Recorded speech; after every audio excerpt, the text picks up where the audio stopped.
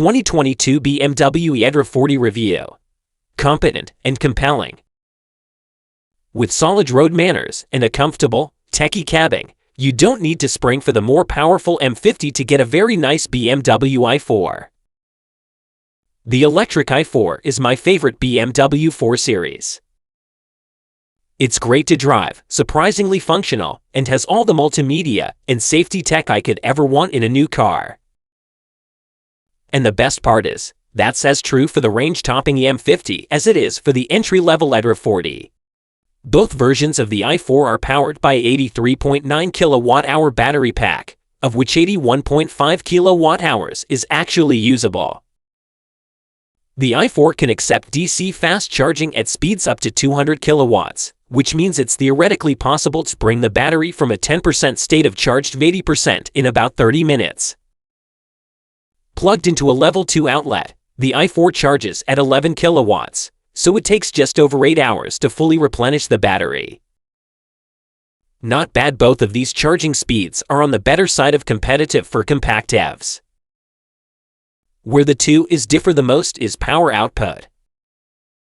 With its single motor, rear-wheel drive setup, the base eDrive40 produces 335 horsepower and 317 pound-feet of torque, allowing this 4,680-pound sedan to sprint 60 miles per hour in a respectable 5.5 seconds quicker than a single-motor Tesla Model 3. The dual-motor M50, meanwhile, offers a more substantial 536 horsepower and 568 lb-ft, and consequently, is nearly 2 seconds quicker in the 0-60 run, despite a 338-pound weight penalty. Interestingly, despite the substantial performance disparity, the EPA estimated driving ranges aren't wildly dissimilar. With its base 18 inches wheels, the eDrive40 is expected to go 301 miles on a full charge, while the M50 with 19-inch wheels should do 270. In the grand scheme of things, especially for folks who charge on the regular, 31 miles isn't a make or break difference. All of this would seem to make a case against the eDrive40, but there's brilliance in this base model. The eDrive40's performance specs are similar to that of the gas-fed 430 miles Gran Coupe. The F is a little more powerful, and as a result, slightly quicker. The chassis is wonderfully balanced, comfortable enough to handle Los Angeles' occasionally nasty city streets, but taut enough to make the i4 entertaining on a canyon road. The naturally low center of gravity afforded by the battery pack helps here, too, as do the optional adaptive M suspension's electronically adjustable dampers that let you select a stiffer ride for better handling. On top of that, with only 2 driven wheels, the eDrive40 feels a bit more playful than the M50, even if it isn't as powerful. The eDrive40 has a slower electronic power steering ratio than the M50, 15.5 UN compared to 14.0 NIAN, but the wheel itself is nicely weighted and turn and is plenty quick and progressive, especially compared to the M50, which can occasionally feel a little darty. Living with an eDrive40, I never find myself wishing I had more power. All EVs pull hard under initial acceleration thanks to immediate electric torque, and there's enough supplemental boost available at higher speeds to make highway passing a breeze. Is the M50 more fun to drive? Sure, of course. But as a daily driver, the eDrive40's balance, composure, and overall focus on ride comfort makes it a peach. I don't think I'd ever need more than this. Both the models come with a full suite of active and passive safety tech, including full-speed adaptive cruise control, blind spot monitoring, lane departure warning, rear cross-traffic alert, forward collision warning, and automatic emergency braking. You can also splurge on the Driving Assistance Professional Package $1,700 to get MO's Extended Traffic Jam Assistant that allows for hands-free steering assist at speeds up to 40 miles per hour on select roadways.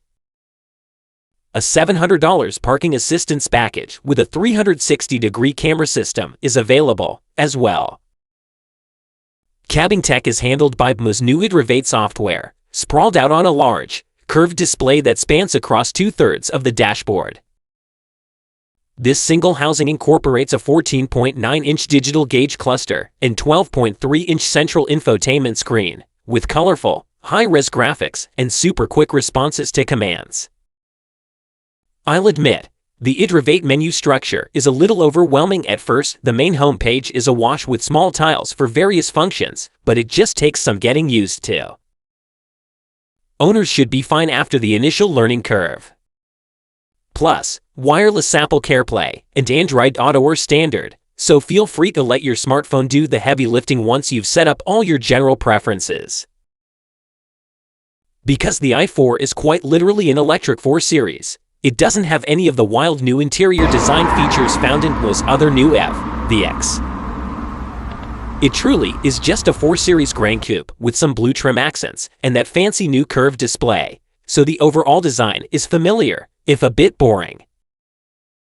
Synthetic and real leather upholstery options are available in a range of colors, and the rear seats aren't actually all that cramped, despite the sloping roofline of the Grand Coupe body style.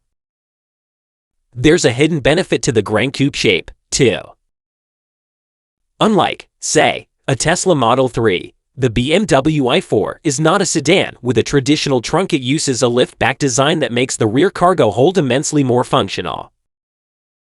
In its standard configuration, there's just 10 cubic feet of space behind the rear seats, but fold them flat, and you have 45.5 cubic feet of usable space, a figure that rivals many compact crossovers, not to mention the electric Polestar 2. Speaking of which, the Polestar is arguably the closest rival, but the Tesla Model 3 is a formidable competitor, too. At $56,395, including $995 for destination, but excluding any potential tax credits, the eDrive40 is more expensive than these single-motor rivals, but it has a higher quality interior and a better loadout of cabin tech. Moreover, the eDrive40 proves you don't need to spend an extra $10500 for the M50 to get a nice driving, well-rounded i4.